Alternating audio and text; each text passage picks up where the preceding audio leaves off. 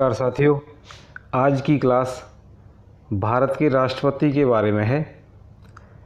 इस क्लास में हम राष्ट्रपति के बारे में कुछ महत्वपूर्ण प्रश्न करेंगे और सभी साथी नोटबुक और पेन साथ रखें और ये पूरा वीडियो पूरी क्लास देखें, काफ़ी उपयोगी रहेगी। तो शुरू करते हैं अनुच्छेद 52 से। अनुच्छेद 52 में 52 में प्रावधान किया गया है कि भारत का एक राष्ट्रपति होगा और राष्ट्रपति पद का प्रावधान किया गया है अनुच्छेद 52 में। अनुच्छेद 53 संघ की कार्यपालिका शक्ति राष्ट्रपति में निहित होगी, जिसका प्रयोग राष्ट्रपति प्रधानमंत्री और मंत्रिपरिषद की सलाह के अनुसार करेगा। नंबर 3 देखते हैं अनुच्छेद 54 राष्ट्रपति का निर्वाचक मंडल, इसमें संसद और विधानसभाओं के निर्वाचित सदस्य भाग लेते हैं। अनुच्छेद 54 में क्या प्रावधान किया गया है? राष्ट्रपति का निर्वाचक मंडल होगा और इसमें संसद और विधानसभाओं के निर्वाचित सदस्य भाग लेते हैं।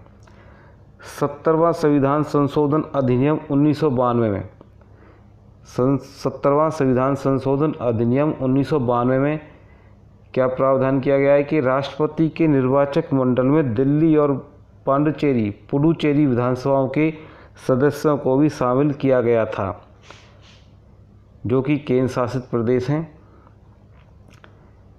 केंद्र शासित प्रदेश में दिल्ली और पुडुचेरी विधानसभाओं के सदस्य भी राष्ट्रपति के निर्वाचक मंडल में, इसमें संसद और विधानसभाओं के निर्वाचित सदस्य भाग लेते हैं। इनमें 2 केंद्र शासित प्रदेश भी हैं, जो कि हैं दिल्ली और पुडुचेरी। आगे देखते हैं अनुच्छेद 55। अनुच्छेद 55 में राष्ट्रपति के निर्वाचन की रीति है। अनुच्छेद 56 राष्ट्रपति की पदावधि, इसमें उपबंध है कि राष्ट्रपति अपने पद ग्रहण की तारीख से 5 वर्ष की अवधि तक पद धारण करेगा। यह अवधि निर्वाचन की तिथि से नहीं अपितु पद ग्रहण करने की तिथि से गिनी जाएगी। सभी विद्यार्थी इस बात का विशेष ध्यान रखें कि वो ये क्लास देखें और इस क्लास को लास्ट तक पूरा देखें और एक एक पॉइंट लिखते रहें। अनुच्छेद 56 में राष्ट्रपति की पदावधि है और अनुच्छेद 61 के द्वारा महाभियोग लगाने की प्रक्रिया द्वारा राष्ट्रपति को पद से हटाया जा सकता है। राष्ट्रपति को पद से कैसे हटाया जा सकता है? महाअभियोग लगाकर, जिसका प्रावधान है अनुच्छेद 61 में। अब देखते हैं अनुच्छेद 57 नंबर 6। भारतीय संविधान के अनुच्छेद 57 के अनुसार कोई व्यक्ति जो राष्ट्रपति के रूप में पद धारण करता है या कर चुका है, इस संविधान के अन्य उपबंधों के अधीन रहते हुए उस पद के लिए पुनर्निर्वाचन का पात्र होगा। डॉक्टर राजेंद्र प्रसाद एकमात्र भारतीय राष्ट्रपति जो 3 कार्यकाल के लिए भारत के राष्ट्रपति निर्वाचित हुए हैं। तो अनुच्छेद 57 जो है भारतीय संविधान के अनुच्छेद 57 के अनुसार कोई व्यक्ति जो राष्ट्रपति के रूप में पद धारण करता है या कर चुका है, इस संविधान के अन्य उपबंधों के अधीन रहते हुए उस पद के लिए पुनर्निर्वाचन का पात्र होगा। अब देखते हैं अनुच्छेद 58 राष्ट्रपति निर्वाचित होने के लिए अहर्ताएँ क्वालिफिकेशंस। नंबर 1 है जो वह भारत का नागरिक हो। नंबर 2 न्यूनतम 35 वर्ष की आयु हो। नंबर 3 लोकसभा का सदस्य निर्वाचित होने की योग्यता रखता हो और किसी लाभ के पद पर ना हो, ऑफिस ऑफ प्रॉफिट पर ना हो। ये प्रावधान दिया गया है अनुच्छेद 58 में 58 में। और अनुच्छेद 59 राष्ट्रपति पद के लिए शर्तें और अनुच्छेद 60 राष्ट्रपति द्वारा शपथ या प्रतिज्ञान। सभी साथी जब भी इस हमारी क्लास को देखा करें तो कोशिश करें कि वो क्लास पूरा देखें और उसके नोट्स बनाएं। आगे देखते हैं अनुच्छेद 61 पॉइंट नंबर 10, राष्ट्रपति पर महाअभियोग चलाने की प्रक्रिया बताई गई है अनुच्छेद 61 में।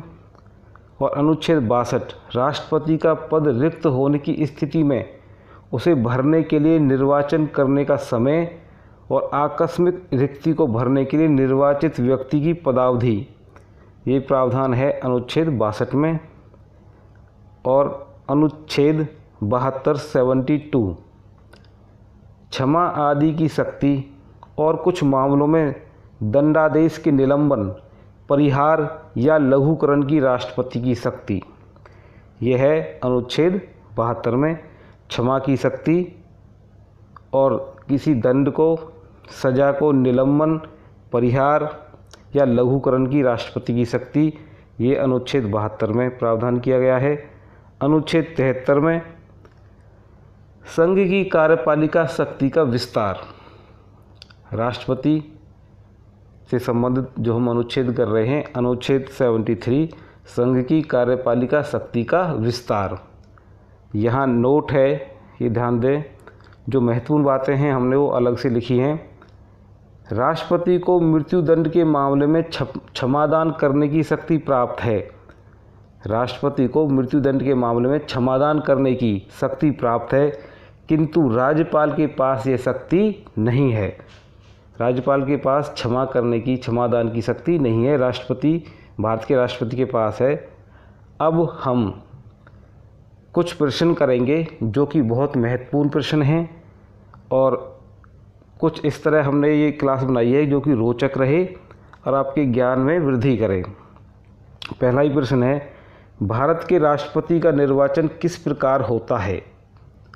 सभी साथी, सभी विद्यार्थी ये प्रश्न लिखते रहें। पहला प्रश्न है, भारत के राष्ट्रपति का निर्वाचन किस प्रकार होता है? अप्रत्यक्ष मतदान से, आनुपातिक प्रतिनिधित्व से, एकल संक्रमणीय मत पद्धति द्वारा। प्रश्न नंबर 2 है, राष्ट्रपति के चुनाव में मतदान कौन करता है?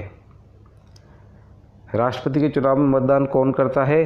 राज्यसभा, लोकसभा और राज्यों व केंद्र शासित प्रदेशों की विधानसभाओं के निर्वाचित सदस्य, और केंद्र शासित प्रदेश हैं दिल्ली और पुडुचेरी।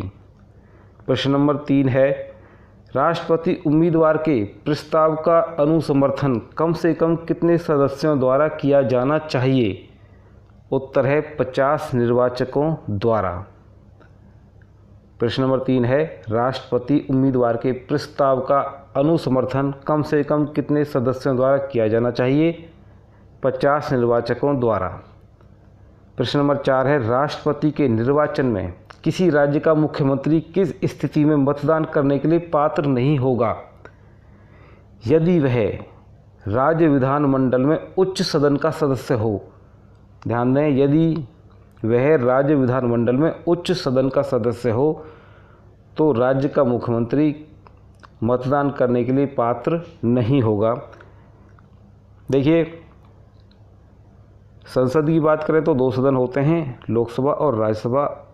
राज्यसभा उच्च सदन है। और राज्यों की विधानमंडल की बात करें तो विधानसभा और विधान परिषद। तो विधान परिषद उच्च सदन में है। प्रश्न नंबर 5 देखते हैं, कौन राष्ट्रपति के निर्वाचक मंडल का तो भाग है परंतु वह उसके महाअभियोग में भाग नहीं लेता है? जो राष्ट्रपति का निर्वाचक मंडल है उसका भाग तो है वो, लेकिन उसके महाअभियोग में भाग नहीं लेता है। राज्यों की विधानसभाएं, इसका उत्तर होगा राज्यों की विधानसभाएं राष्ट्रपति के निर्वाचक मंडल का तो भाग हैं परंतु वे उसके महाभियोग में भाग नहीं लेते हैं। प्रश्न नंबर 6, संसद अथवा विधानसभा का कोई सदस्य राष्ट्रपति निर्वाचित हो सकता है परंतु, ध्यान दें, संसद अथवा विधानसभा का कोई सदस्य राष्ट्रपति निर्वाचित हो सकता है परंतु निर्वाचित होने के बाद उसे अपनी सदस्यता छोड़नी होगी। साथियों, इस क्लास को हमने इस तरह से डिजाइन किया है कि आपकी रुचि भी बनी रहे और आप राष्ट्रपति के बारे में जो भी प्रश्न बनते हैं वो सभी इसी में कवर हो जाएंगे। तो सभी साथी लास्ट तक ये क्लास देखें, ये वीडियो देखें और अच्छा लगे तो सब्सक्राइब भी करें, लाइक भी करें। प्रश्न नंबर 7 है, संसद के लिए राष्ट्रपति का अभिभाषण कौन तैयार करता है? संसद के लिए राष्ट्रपति का अभिभाषण केंद्रीय मंत्रिमंडल तैयार करता है। प्रश्न नंबर 8 है, राष्ट्रपति की मृत्यु, पद त्याग अथवा हटाए जाने पर पद की रिक्ति को किस समय सीमा के भीतर भरना होगा? 6 महीने की समय सीमा के भीतर भरना होगा। प्रश्न नंबर 9, भारत के राष्ट्रपति चुनाव में उत्पन्न विवाद का निपटारा कौन करता है? भारत के राष्ट्रपति चुनाव में उत्पन्न विवाद का निपटारा सर्वोच्च न्यायालय सुप्रीम कोर्ट करता है। प्रश्न नंबर 10, भारत के राष्ट्रपति को उसके पद से हटाने का अधिकार किसे प्राप्त है? संसद को प्राप्त है। संसद को भारत के राष्ट्रपति को उसके पद से हटाने का अधिकार प्राप्त है। प्रश्न नंबर 11 है, संघ की कार्यपालिका शक्तियां किस अनुच्छेद के अंतर्गत राष्ट्रपति में निहित हैं? अनुच्छेद 53 के अंतर्गत संघ की कार्यपालिका शक्तियां राष्ट्रपति में निहित हैं। प्रश्न नंबर 12 देखते हैं, अनुच्छेद 61 के अनुसार राष्ट्रपति पर महाभियोग संसद के किस सदन द्वारा प्रारंभ किया जा सकता है? संसद के किसी भी सदन में महाभियोग प्रारंभ किया जा सकता है अनुच्छेद 61 के अनुसार। प्रश्न नंबर 13, भारतीय संविधान का कौन सा अनुच्छेद राष्ट्रपति पद के लिए पुनः निर्वाचन की पात्रता निर्धारित करता है? अनुच्छेद 57, आर्टिकल 57 भारतीय संविधान का अनुच्छेद है जो राष्ट्रपति पद के लिए पुनः निर्वाचन की पात्रता निर्धारित करता है। प्रश्न नंबर 14, राष्ट्रपति किसी भी विषय को पुनर्विचार के लिए मंत्रिपरिषद को वापस भेज सकता है। उसे यह अधिकार किस संविधान संशोधन द्वारा प्रदान किया गया है? 44वें संविधान संशोधन द्वारा राष्ट्रपति को यह अधिकार प्राप्त है कि वह किसी भी विषय को पुनर्विचार के लिए मंत्रिपरिषद के पास वापस भेज सकता है। तो सभी साथी ये प्रश्न लिखते रहें और याद करते रहें और कोशिश करें, अगर आप भी ऐसे चाहते हैं कि ऐसे अच्छी क्लास आती रहें तो लाइक भी करें, सब्सक्राइब भी करें। प्रश्न नंबर 15, भारतीय संविधान के किस अनुच्छेद के अंतर्गत राष्ट्रपति संसद के दोनों सदनों द्वारा पारित किसी भी विधेयक पर अपनी स्वीकृति रोक सकते हैं? अनुच्छेद 111 द्वारा। भारतीय संविधान के किस अनुच्छेद के अंतर्गत राष्ट्रपति संसद के दोनों सदनों द्वारा पारित किसी विधेयक पर अपनी स्वीकृति रोक सकते हैं? यह प्रावधान दिया गया है अनुच्छेद 111 में। और प्रश्न नंबर 16, किस अनुच्छेद के अंतर्गत राष्ट्रपति कुछ आकस्मिकताओं में राज्यपाल के कार्यों के निर्वहन हेतु उपबंध कर सकता है? अनुच्छेद 160। प्रश्न नंबर 17, सर्वोच्च न्यायालय के न्यायाधीश को उसके पद से हटाने का अधिकार किसे प्राप्त है? राष्ट्रपति को प्राप्त है। सर्वोच्च न्यायालय के न्यायाधीश को उसके पद से हटाने का अधिकार राष्ट्रपति को प्राप्त है। प्रश्न नंबर 18 देखते हैं, राष्ट्रपति लोकसभा को कब भंग कर सकते हैं? राष्ट्रपति केंद्रीय मंत्रिमंडल की अनुशंसा पर लोकसभा को भंग कर सकते हैं। भारतीय संविधान का अनुच्छेद 143 राष्ट्रपति को उच्चतम न्यायालय से परामर्श करने की शक्ति प्रदान करता है। राष्ट्रपति उच्चतम न्यायालय से परामर्श ले सकते हैं, अनुच्छेद 143 में प्रावधान किया गया है। प्रश्न नंबर 19, लोकसभा व राज्यसभा का संयुक्त अधिवेशन किसके द्वारा आहूत किया जाता है, किसके द्वारा बुलाया जाता है? राष्ट्रपति के द्वारा। यह प्रावधान अनुच्छेद 108 में दिया गया है। इससे पहले क्लास में हम इसके बारे में पढ़ चुके हैं। प्रश्न नंबर 20 है, वर्तमान में राष्ट्रपति का वेतन कितना है? 5 लाख रुपये है। वर्तमान में 5 लाख रुपये प्रति महीने राष्ट्रपति का वेतन है। इससे पहले हमने प्रमुख पद व वेतन के नाम से एक क्लास पहले हम देख चुके हैं। राष्ट्रपति संसद के दोनों सदनों की चर्चा में भाग नहीं ले सकता है। अब हम कुछ महत्वपूर्ण पॉइंट हैं उनको पढ़ेंगे। ये साथ ही सभी इसको लिखते रहें और लास्ट तक कोशिश करें कि पूरा वीडियो देखें। राष्ट्रपति संसद के दोनों सदनों की चर्चा में भाग नहीं ले सकता है। नंबर 2 है, निर्विरोध रूप से चुने गए भारत के प्रथम राष्ट्रपति कौन थे? नीलम संजीवा रेड्डी, जो कि निर्विरोध रूप से चुने गए थे। इन्होंने लोकसभा अध्यक्ष के रूप में भी कार्य किया था। नीलम संजीवा रेड्डी ने लोकसभा अध्यक्ष के रूप में भी कार्य किया था। आगे देखते हैं, वित्त आयोग की नियुक्ति राष्ट्रपति करता है। वित्त आयोग की नियुक्ति कौन करता है? राष्ट्रपति करता है। राष्ट्रपति राष्ट्र का प्रतिनिधित्व करता है परंतु राष्ट्र का नेतृत्व नहीं करता है। ध्यान दें, राष्ट्रपति राष्ट्र का प्रतिनिधित्व तो करता है परंतु राष्ट्र का नेतृत्व नहीं करता है। संघ के मंत्री राज्यों के राज्यपाल व भारत का महान्यायवादी राष्ट्रपति के प्रसाद पर्यंत पद धारण करते हैं। ध्यान दें, राष्ट्रपति के प्रसाद पर्यंत जो लोग पद धारण करते हैं, जो अधिकारी, संघ के मंत्री, राज्यों के राज्यपाल व भारत का महान्यायवादी। डॉक्टर APJ अब्दुल कलाम, इनको मिसाइल मैन के नाम से जाना जाता है। एक विधेयक जो संसद में प्रस्तुत किया जाता है वह प्रेसिडेंट के हस्ताक्षर के बाद अधिनियम बन जाता है। ध्यान दें, एक विधेयक जो संसद में प्रस्तुत किया जाता है वह प्रेसिडेंट के हस्ताक्षर के बाद अधिनियम बनता है। वराहा वेंकट गिरी, VV गिरी का संबंध ट्रेड यूनियन आंदोलन से रहा है। प्रश्न बन सकता है कि किस राष्ट्रपति का संबंध ट्रेड यूनियन आंदोलन से रहा है, तो वो हैं VV गिरी, वराहा वेंकट गिरी। अगला पॉइंट है, राष्ट्रपति के रूप में डॉक्टर राजेंद्र प्रसाद ने सबसे लंबी अवधि 1950 से 1962 तक कार्य किया है। सबसे लंबी अवधि राष्ट्रपति के रूप में रही है डॉक्टर राजेंद्र प्रसाद की रही है। और डॉक्टर जाकिर हुसैन ने कार्यकारी राष्ट्रपति को छोड़कर सबसे कम अवधि 1 वर्ष 11 दिन तक कार्य किया था।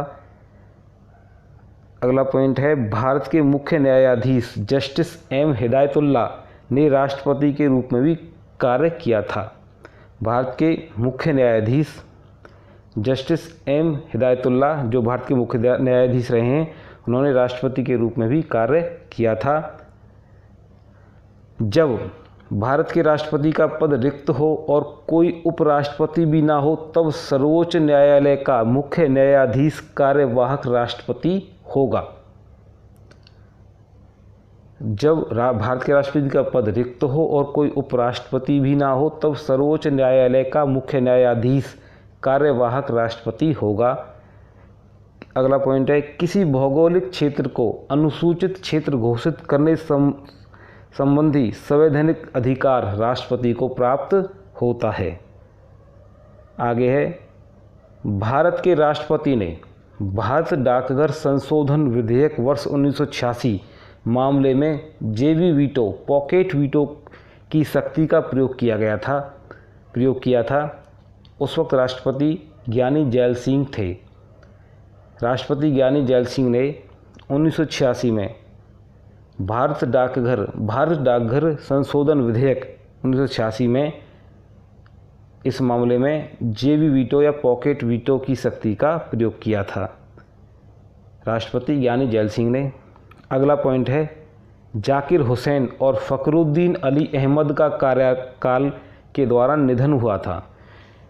वो कौन से राष्ट्रपति हैं जिनका निधन कार्यकाल के दौरान हुआ था? जाकिर हुसैन और फ़खरुद्दीन अली अहमद। अगला है, VV गिरी ने कार्यवाहक राष्ट्रपति व राष्ट्रपति के लिए कार्य किया था। VV गिरी कार्यवाहक राष्ट्रपति भी रहे थे और भारत के राष्ट्रपति भी रहे थे। ज्ञानी जैल सिंह, शंकर दयाल शर्मा, BD जत्ती कार्यवाहक, नीलम संजीवा रेड्डी ने राज्यों के मुख्यमंत्री के रूप में भी कार्य किया था। प्रश्न बनता है कि कौन से राष्ट्रपति हमारे रहे हैं, कौन कौन से राष्ट्रपति जो पहले राज्यों के मुख्यमंत्री भी रह चुके हैं? तो ज्ञानी जैल सिंह, शंकर दयाल शर्मा, BD जत्ती और नीलम संजीवा रेड्डी। आगे है, फ़खरुद्दीन अली ने 1975 में आपातकाल लगाया था, तब प्रधानमंत्री इंदिरा गांधी थी। सभी साथी ध्यान दें, फ़खरुद्दीन अली ने 1975 में आपातकाल लगाया था और तब प्रधानमंत्री इंदिरा गांधी थी। तो सभी साथी ये वीडियो कई बार देखेंगे और नोट भी करते रहेंगे। आपके लिए यह क्लास बहुत उपयोगी रहेगी। बहुत ही महत्वपूर्ण प्रश्न जो राष्ट्रपति के बारे में बनते हैं वो हमने इस क्लास में शामिल किए हैं, जैसे कि राष्ट्रपति के कार्यकाल के दौरान निधन हुआ है वो कौन कौन से राष्ट्रपति हैं, जाकिर हुसैन और फ़खरुद्दीन अली अहमद। और वो कौन से राष्ट्रपति हैं जो कार्यवाहक राष्ट्रपति भी रहे हैं पहले, वी गिरी हैं।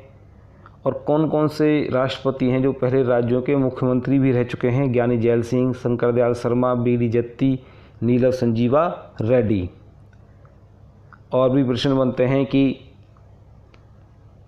जब भारत के राष्ट्रपति का पद रिक्त हो और कोई उपराष्ट्रपति भी ना हो तब सर्वोच्च न्यायालय का मुख्य न्यायाधीश कार्यवाहक राष्ट्रपति होगा। भारत के मुख्य न्यायाधीश जस्टिस एम हिदायतुल्ला ने राष्ट्रपति के रूप में भी कार्य किया था, यानी कि जस्टिस एम हिदायतुल्ला जो भारत के मुख्य न्यायाधीश रहे हैं और बाद में भारत के राष्ट्रपति के रूप में भी कार्य किया था। और सबसे कम अवधि तक राष्ट्रपति जो रहे हैं डॉक्टर जाकिर हुसैन, कार्यकारी राष्ट्रपति को छोड़कर सबसे कम अवधि 1 वर्ष 11 दिन तक वो उनका कार्यकाल रहा है। और उम्मीद करते हैं कि आप ये वीडियो पूरा देखेंगे और लिखेंगे और अपने समझ में और ज्ञान में वृद्धि करेंगे। आगे हम और भी अच्छे वीडियो लेके आएंगे और अच्छी क्लास लेके आएंगे। तब तक आप कोशिश करें कि शेयर भी करें और सब्सक्राइब करें और लाइक करें।